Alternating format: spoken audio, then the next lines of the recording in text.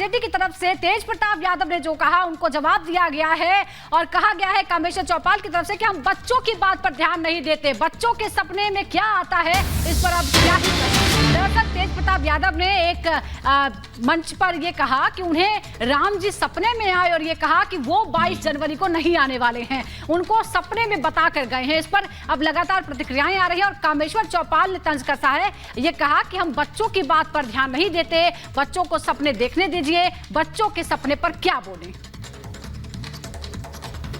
हम नहीं पढ़ते हैं कि बच्चे हैं, सपना आते होंगे जी। अब उस सपने को क्या करना, वो नहीं आएंगे। अब इस बच्चे के चक्कर में हमको मत फंसाइए।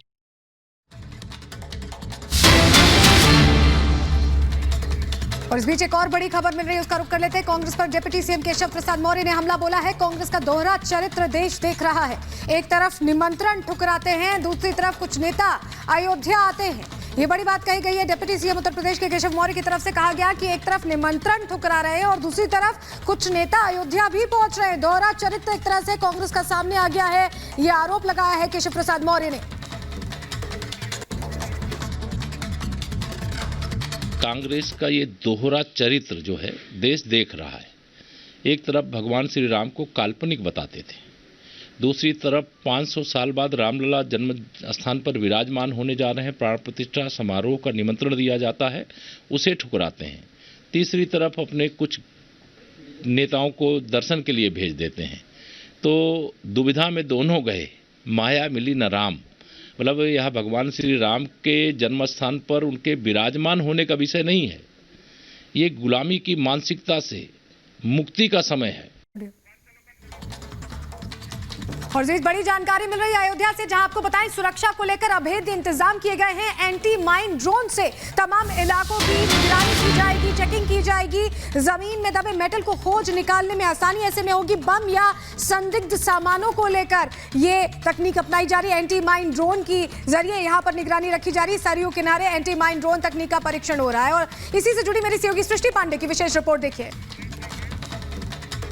अयोध्या की सुरक्षा व्यवस्था को देखते हुए आपको बता दें कि लगातार चप्पे चप्पे पर निगरानी जारी है। तस्वीर आप देख सकते हैं, एंटी माइन ड्रोन ये है जो जिसे आप एक तरीके से आसान भाषा में समझे तो आप इसे स्कैनर समझ सकते हैं। ये जमीन के नीचे कोई ऐसा पदार्थ तो नहीं है, कोई मेटल तो नहीं है, ये इसको स्कैन करता है। उदाहरण के तौर पर आप देखिए, एक डेमो यहाँ पर हो रहा है। ये बोरी यहाँ पर पड़ी हुई है, ये इसे स्कैन करके यहाँ से निकलेगा कि क्या इसके भीतर कोई ऐसा पदार्थ तो नहीं, कोई मेटल तो नहीं, कोई बॉम्ब तो नहीं। और जमीन को ये ऊपर से स्कैन करता है, एक तरीके से उसका एक्सरे करता है और ये जानने की कोशिश करेगा कि अंदर कोई ऐसा मेटल तो नहीं है, कोई ऐसा पदार्थ तो नहीं है, बॉम्ब तो नहीं है जो नुकसान पहुंचा सकता है। तो ये तस्वीरें इस वक्त हम आपको दिखा रहे हैं, ये ड्रोन की एंटी माइन ड्रोन इसे बताया गया है। जमीन के नीचे आखिरकार ये पूरा स्कैन करेगा और समझने की कोशिश करेगा। और इसी के साथ में आप देखिए कि किस तरीके से ये स्कैन करता हुआ यहाँ आगे बढ़ रहा है। और एक गड्ढा यहाँ पर प्रशासन की ओर से खोदा गया है। ये लाइव डेमो हम आपको दिखा रहे हैं कि इसी तरीके से ये डेमो करेगा और ये समझने की कोशिश करेगा कि जमीन के भीतर क्या कोई ऐसा पदार्थ तो नहीं है। देखिए अब ये स्कैन करते हुए आगे बढ़ता हुआ यहाँ पर नजर आ रहा है। आप तस्वीरों के जरिए से आप देख सकते हैं। और आगे बढ़ता हुआ ये ड्रोन, एंटी माइन ड्रोन, आप देखिए कि कैसे सरयू तट पर इसे लगाया गया है। एक गड्ढा यहाँ पर किया गया था। देखिए इस गड्ढे को खोदने के बाद में इसके ऊपर मिट्टी डाली गई है और यहाँ पर ये स्कैन कर रहा है, ये समझने की कोशिश कर रहा है कि क्या इसके अंदर कोई बॉम्ब तो नहीं है, या फिर सबसे बड़ी बात कि आतंकी गतिविधियों से बचने के लिए उनको लेकर जो सुरक्षा है वो साफ तौर पर यहाँ पुख्ता प्रशासन की ओर से की जा रही है। जो कि इस वक्त आप ये एंटी माइन ड्रोन का लाइव डेमो रिपब्लिक भारत पर देख पा रहे हैं कि अगर कोई भी आतंकी गतिविधि होती है, कोई बॉम्ब, कोई माइंस अगर जमीन के नीचे होते हैं, उसे ये इसी तरीके से स्कैन करता है और उसके बाद तुरंत स्कैन करके देखिए अब ये डेमो यहाँ पर पूरा हुआ, जो कि तस्वीरें इस वक्त हमने आपको दिखाई कि किस तरीके से ये स्कैन करेगा। ये पूरा डेमो ये तस्वीरों के जरिए हमने समझने की कोशिश की। और इसी के साथ में जो लोग हैं यहाँ पर लगातार प्रशासन की ओर से जुटे हुए हैं। सीधे तौर पर एंटी माइन ड्रोन इसीलिए यहाँ पर लगाया गया ताकि जमीन के नीचे की जो सच्चाई है, जो देखा नहीं जा सकता, सकता, जिसे खोदा नहीं जा सकता, उसे वो समझने की कोशिश कर सके और सीधे तौर पर अगर कोई ऐसी गतिविधि यहाँ पर हो रही है, खास तौर पर आतंकी गतिविधि, उसे परखने के लिए ये एंटी माइंस ड्रोन यहाँ पर लगाए जा रहे हैं, जिसका डेमो अभी आपने देखा।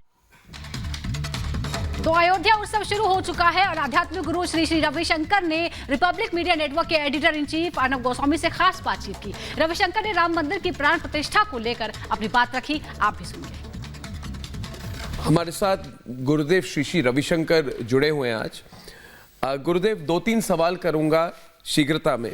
पहला सवाल यह है कि एक लॉबी है जो आपके सामने आजकल कह रही है कि मंदिर पूरी बनी नहीं है, अभी इसकी प्राण प्रतिष्ठा क्यों की जाए, हमें नहीं जाना चाहिए। या फिर एक लॉबी कह रही है कि 1 या 2 शंकराचार्य वहां पे नहीं जा रहे, तो इससे जो वो बॉयकॉट कर रहे हैं उसका एक तरह से वो मतलब अगर शंकराचार्य नहीं जा रहे तो उन्हें हमें भी नहीं जाना चाहिए, राजनीतिक दल कह रहे हैं। इन दोनों विषयों पर आपका क्या कहना है? देखिए, एक तो है शंकराचार्य जी के हम सम्मान करते हैं, वो एक स्थान का महत्व है। मैं ये कहना चाहूँगा कि वहाँ जो मंदिर की प्रतिष्ठा हो रही है, ये मंदिर पहले से था, वहाँ पर श्री राम जी की वहाँ सानिध्य पहले से है। अब प्राण प्रतिष्ठा कर रहे हैं तो इस पर कोई भूल चूक नहीं है। अभी आप देखिए, श्री राम ने भी रामेश्वरम में पहले मंदिर बना के फिर शिवलिंग की स्थापना करी कि पहले शिवलिंग की स्थापना करी। केदारनाथ में पहले शिवलिंग प्रकट हुए, बाद में मंदिर बनी। ऐसे आप देखेंगे जितने भी ज्योतिर्लिंग है, अपना पुण्य स्थान है, वहाँ पहले मूर्ति विराजमान हुए, बाद में मंदिर बनते चले गए। तो हम तो अथॉरिटी के साथ बोल सकते हैं, हम इसको पूरी तरह से हम जो है देखेंगे तो लगता है कि इसमें कोई दोष नहीं। यदि कोई दोष भी होता है, हर काम में कुछ ना कुछ दोष, और समर्थ गुरु वहाँ बैठते हैं तो दोष सब निवारण हो जाता है। कहते ना, किम कुर्वन्ति ग्रहा सर्वे यत्र केंद्रे बृहस्पति, जिसके केंद्र में जहाँ बृहस्पति बैठ गए, गुरु बैठ गए, बाकी सब चीज़ों का निवारण हो जाता है, दोष होता तो भी। और तिथि के बारे में इतनी सारी चर्चा हो रही है, अर्नब, मैं कहूँगा कि कोई भी ऐसी तिथि नहीं है जिसमें 100% सब ठीक होगा, उसमें कुछ ना कुछ कहीं ना कहीं दोष होगा। मगर ये जो तिथि निश्चित किया गया है ये एकदम सही है, सही है। इसमें ऐसा इतनी बड़ी कोई दोष नहीं है, और इससे देखना देश में बहुत अच्छा आगे प्रगति होगी। और तीसरी बात मैं ये कहना चाहूँगा कि शंकराचार्य जी वहाँ नहीं आना चाहते हैं, वो उनका अपना अभिमत है, उनका सम्मान करते हैं। वो फिर कभी आएंगे, फिर कभी दर्शन करेंगे। शंकराचार्य जी राम का तो तिरस्कार नहीं करेंगे ना, कोई कर ही नहीं सकता, वो आएंगे करेंगे। पर शास्त्र सम्मित है, शास्त्र विहित रूप से सब चल रहा है, इसमें कोई दोष नहीं है। तो राजनीतिक दल तो कह रहे हैं कि बॉयकॉट करना चाहिए, कि ये राजनीतिक फंक्शन है, ये आध्यात्मिक नहीं है, राजनीतिक है। उस पर आपका कुछ कहना है? बहुत लोग बहुत सी बातें कहते हैं, उन सब में अर्नब टीका टिप्पणी करना तो मेरा स्वभाव नहीं, आप तो जानते हो।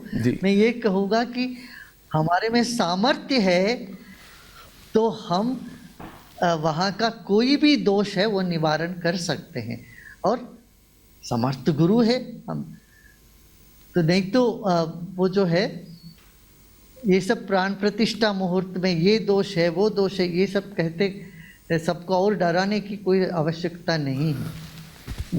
जी गुरुदेव, आपने ये जो बात कही ये बहुत लोगों तक जाएगी, तो बहुत बहुत धन्यवाद। बहुत बड़ी बात आपने कही है।